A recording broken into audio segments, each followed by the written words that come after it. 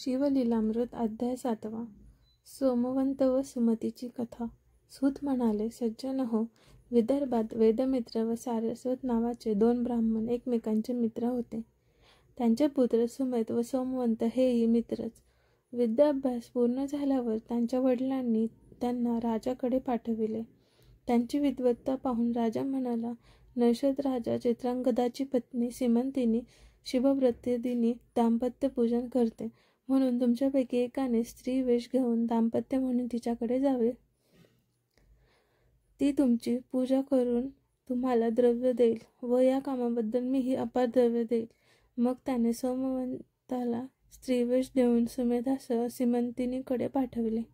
तिने ते दोन्ही पुरुषच आहेत हे ओळखले, पण तरीही शिवपार्वती समजून त्यांचे पूजन केले व भोजन द्रव्य वस्त्रालंकार देऊन त्यांना निरोप दिला. मार्गामध्ये सोमवंताला आपण स्त्री झाल्याचे लक्षात आले व तो सुमेधाकडे रतिसुखाची मागणी करू लागला.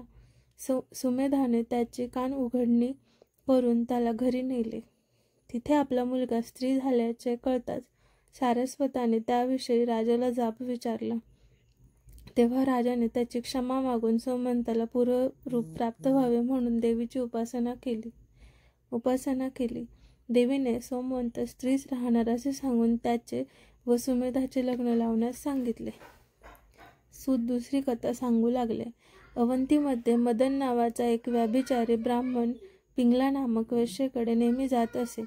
एके दिवशी त्यांनी वृषभ नावाच्या शिवयोग्याची सेवा केली म्हणून दुसऱ्या जन्मात पिंगला सीमंतिनीची कन्या कीर्तिमालिनी झाली. तर मदनाने वज्रबाहू राजाच्या सुमती राणीला पोटी जन्म घेतला. गरोदरपणी तिच्या सवतीने तिच्यावर विषप्रयोग केल्याने या मायलेकरांच्या अंगावर भयंकर फोड उठले. उपचारांनीही उपयोग झाला नाही. तेव्हा राजाने त्यांना अरण्यात सोडले. त्यावेळी एका वाण्याच्या सोबतीने ती वैश्यनगरीस आली. तेथील पद्माकर राजाला भेटून तिने आपली कर्मकहाणी सांगितली. राजाने तिच्या राहण्याची व पोटापाण्याची व्यवस्था केली. पुढे एका व्याधीने तिचा मुलगा वारला. तेव्हा सुमती शोक करीत असताना एका शिवयोग्याने तिला मृत्युंजय मंत्र सांगून अभिमंत्रित केले. भस्म दिले, त्या दोघांच्या अंगास लावले. त्याच्या प्रभावाने तिचा पुत्र जिवंत झाला. ती दोघे निरोगी व सुंदर झाली. शिवयोग्याने तिच्या पुत्राचे भद्रायू नाव ठेवले व त्याला अनेक आशीर्वाद देऊन तो गुप्त झाला. श्री सांब सदाशिव शुभम भवतु.